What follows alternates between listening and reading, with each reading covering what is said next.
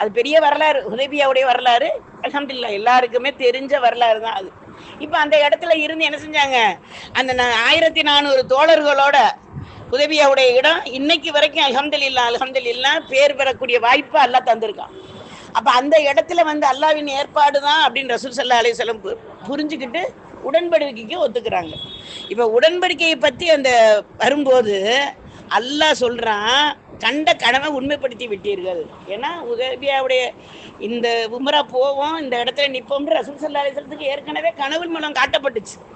அதான் அல்லாஹ் குர்ஆன்ல என்ன சொல்றான், நீங்க கண்ட கனவை உண்மைப்படுத்தி விட்டீர்கள், அல்லாஹ்வுக்காக உடன்படிக்கையில் பொறுமை காக்கிறீர்கள், அதனால் நீங்கள் உம்ரா செய்வீர்கள் என அல்லாஹ் சொல்லக்கூடிய அந்த ஆயத்துல அல்லாவே சொல்றான் இன்ஷா அல்லான்னு கூறுறான்.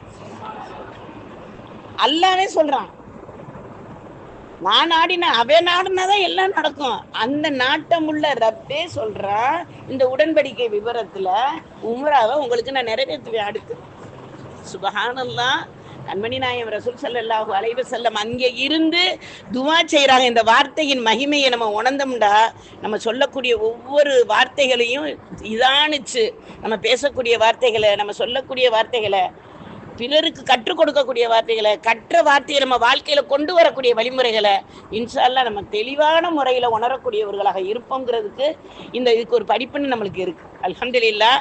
இப்ப வந்து ரசூல் ஸல்லல்லாஹு அலைஹி வஸல்லம் அங்கே இருந்து அல்லாஹ்ட்ட கேட்ட துவாவின் மகிமையை கொண்டு அல்லாஹ் தஆலா மக்காவை வெற்றியாக்கி கொடுக்குறான். அல்ஹம்துலில்லாஹ். அப்ப நம்ம உள்ள உறுதியோட நம்ம இப்ப அந்த இடத்துல ரசூல் ஸல்லல்லாஹு அலைஹி வஸல்லம் எல்லாம் உன் ஏற்பாடுல தான் கூட்டு வந்தேன், 1400 சஹாபாவில் கூட்டு வந்திருக்கேனே, நான் ரசூல் தானே, நான் நபி தானே, இன்னும் எல்லாம் என்னைய சோதிக்கிறேன்னு ஒரு வார்த்தை சொன்னாங்களா?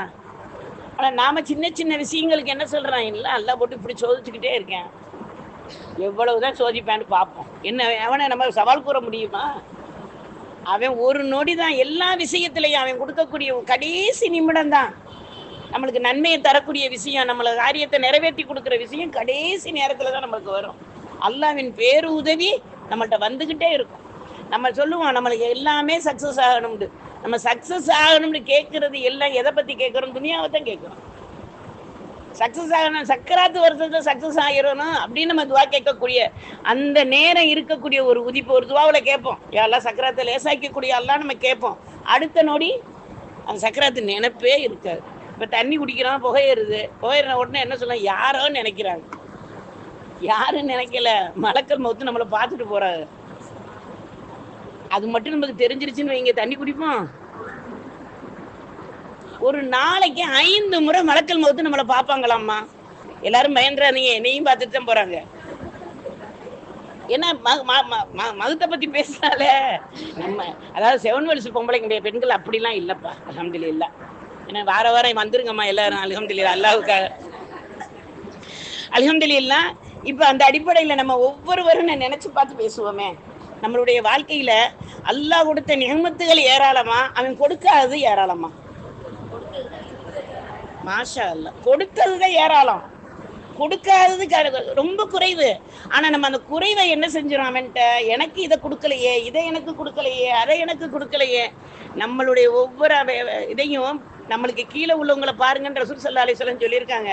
அப்படி பார்த்து ரசூலுல்லாஹ்வுடைய வார்த்தையை நினைச்சு பார்த்தா தான் அவங்கள பார்க்கும்போது நம்மளுக்கு அல்ஹம்துலில்லாஹ், ரப்பே நீ இவ்வளவு கருணையாளனா, என்னைய இந்த இடத்துல நிறுத்தியிருக்கியா, அல்ஹம்துலில்லாஹ், உனக்கு நான் எப்படி நன்றி செலுத்துறது?